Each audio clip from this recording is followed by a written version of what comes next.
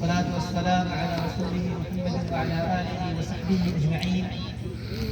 أما بعد قابل احترام صدر اجلاس معزز و مکرم علماء عیدان قرب و جوار سے آئے ہوئے علماء کرام، اسی طریقے سے اس مرکز کے کھلتے ہوئے پھول طلبہ و طالبات، نیز اس اجلاس کو رونق بخشنے والے سامعین اور سامعات، محترم حضرات، اللہ رب العالمین نے انسانوں کو پیدا کرنے کے ساتھ ان کے روحانی غذا کے ساتھ ساتھ ان کے جسمانی غذا کا بھی بندوبست کیا۔ جس طریقے سے اللہ رب العالمین نے روحانی غذا کی فراوانی کے لیے انبیاء اور رسل کو مبعوث فرمایا اور ان کی بعثت کا مقصد فرماتے ہوئے کہا، هو الذي بعث في الأميين رسولا منهم يتلو عليهم آياته ويزكيهم ويعلمهم الكتاب والحكمة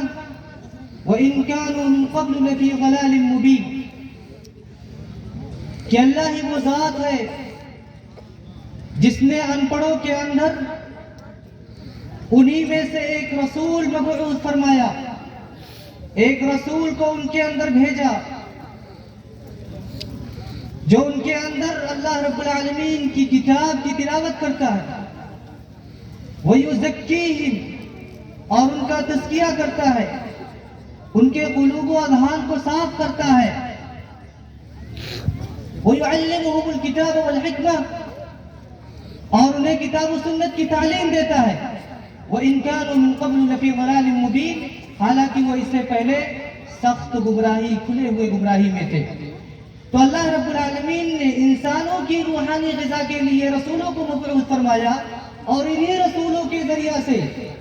انسانوں کی جسمانی غذاؤں کا بھی بندوبست کیا۔ چنانچہ فرمان باری تعالی ہے، وَيُحِلُّ لَهُمُ الطَّيِّبَاتُ وَيُحَرِّمُ عَلَيْهِمُ الْخَبَائِثَ کہ یہ انبیاء کرام اور یہ اللہ کی جانب سے بھیجے ہوئے رسول صلی اللہ علیہ وسلم ان کے لیے پاکیزہ چیزوں کو حلال کرتے ہیں، وَيُحَرِّمُ عَلَيْهِمُ الْخَبَائِثَ اور انسانی جسم کے لیے، انسانی صحت کے لیے جو مضر چیزیں ہیں، جو نقصان دہ چیزیں ہیں، ان کو ان کے اوپر حرام کرتے ہیں۔ اسی طریقے سے اللہ رب العالمین نے ایک دوسری جگہ فرمایا، کُلُوا مِن طَيِّبَاتِ مَا رَزَقْنَاكُمْ کہ لوگوں جو کچھ ہمیں تم نے رزق دیا ہے ان میں سے پاکیزہ چیزیں کھاؤ۔ لیکن افسوس کی بات یہ ہے کہ آج ہم سب نے شریعت اسلامیہ کو بالائے طاق رکھ دیا، اللہ رب العالمین اور اس کے رسول کے احکامات کو پیچھے پھینک دیا اور فطرت سے بغاوت کی، اور ہم نے طرح طرح کی منشیات، طرح طرح کی نشاور چیزوں کا استعمال شروع کر دیا۔ یہی نہیں بلکہ مخدرات میں ہم ایک دم ڈوب گئے، مخدرات کے دلدل میں ایک دم پھنس گئے، اور اتنا پھنس گئے کہ بالکل ہمیں ان کی لت لگ گئی۔ شراب، سگریٹ، گاجا، بھانگ، تمباکو، اسی طریقے سے گٹکا، یہ ساری کی ساری چیزیں آج ہماری غذا بن چکی ہیں۔ حالانکہ اللہ کے رسول صلی اللہ علیہ وسلم نے فرمایا تھا، کل مسکر خمر وکل مسکر حرام کہ ہر نشہ آور چیزیں شراب کا حکم لیے ہوئے ہیں، ہر نشہ آور چیزیں حرام ہیں۔ اب سوال یہ ہے کہ نشہ آور چیزیں کیا ہیں؟ اللہ کے رسول نے ایک دوسری جگہ فرمایا، ما اسکر کثیرہ فقلیلہ حرام جس چیز کی زیادہ مقدار نشہ آور ہے، جس چیز کی زیادہ مقدار ذہن و دماغ کو معاف کرنے والی ہے، جس چیز کی زیادہ مقدار ذہن و دماغ کو مخلوط و مدہوش کر دینے والی ہے، اس کی کم مقدار بھی نشہ آور کے زمرے میں ہے اور وہ حرام ہے۔ لہذا کوئی یہ نہ سوچے کہ صرف شراب حرام ہے، شراب نشہ آور اور منشیات میں داخل ہے، نہیں، بلکہ تمباکو، سگریٹ، جو بھی چیزیں کم مقدار میں ہیں اور نشہ آور ہیں، وہ ساری کی ساری چیزیں نشہ آور کے زمرے میں ہیں، منشیات کے زمرے میں ہیں، مخدرات کے زمرے میں ہیں، اور وہ ساری کی ساری چیزیں حرام ہیں۔ اب سوال یہ ہے کہ ان نشہ آور چیزوں کا انسانی زندگی پر اثرات کیا ہے، فرد کے اعتبار سے اور معاشرے کے اعتبار سے، کیونکہ اسلام امن و شانتی کا مذہب ہے، لہذا اسلام نے امن و شانتی کے جتنے بھی طریقے ہو سکتے ہیں انسانی ذات کے لیے اور انسانی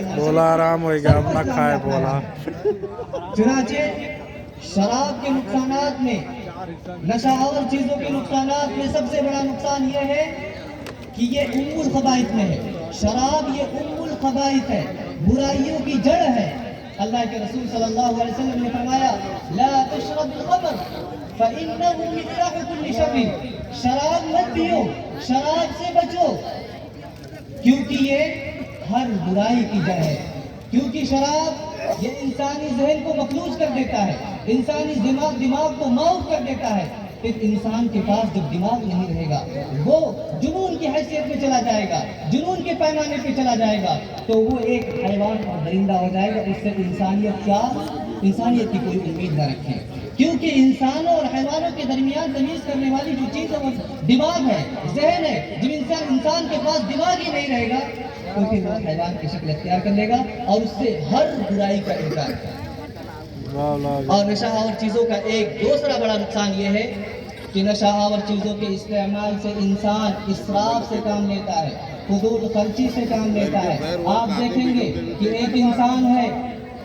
اس کے بال بچے بھوکے ہیں، شام اور صبح اور شام کو اس کے پاس کھانا نہیں ہے، اس کے بچوں کے بدن پہ کپڑے نہیں ہیں، لیکن آپ دیکھیں گے کہ وہ شراب کی دکانوں پہ ملے گا، وہ گٹکا پان کی دکانوں پہ ملے گا، وہ گاجر گھر ڈالا ہوا ملے گا۔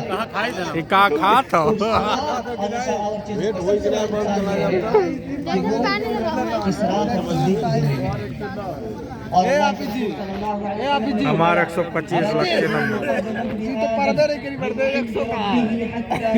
نمبر پڑی انسان کے قدم اللہ رب العالمین کے پاس سے اس وقت تک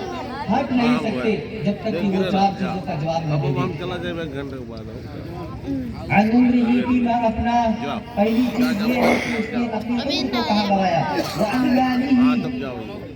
فيما أنفقه فيما اكتسبه فيما أنفقه، اور اپنے مال کا جب تک حساب نہ دینے کہاں سے کمایا اور کہاں خرچ کیا، وعن شبابه فيما أبلاه، اور اس نے اپنی جوانی کو کہاں بلایا،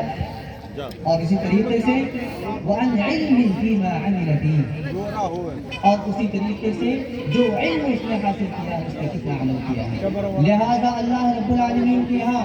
ایک ایک روپے کا ہمیں حساب کتاب دینا ہے، ایک ایک پیسے کا حساب کتاب دینا ہے۔ غور کیجئے مسلمانوں، ہم نے مخدرات، منشیات اور نشہ آور چیزوں میں جو پیسے خرچ کیے اللہ رب العالمین سے ہم اس کا حساب کتاب کیسے دیں گے؟ کیا ہوگا جب اللہ رب العالمین ہمیں ایک ایک روپے کا حساب کتاب مانگے گا اور ان روپے میں نشہ آور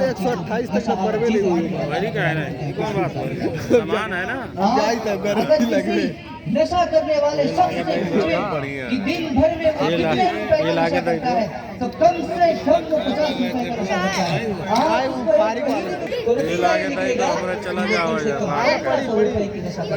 گٹکا پان جو کھاتا ہے آدمی کم سے کم 15 سے لے، اور اگر سال میں اس کا حساب کتاب کریں گے 18,000 روپے اس کا نکلتا ہے۔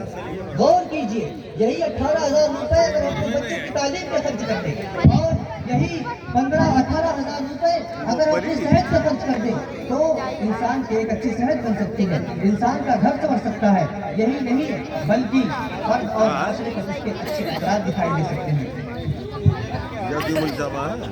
اور شراب کا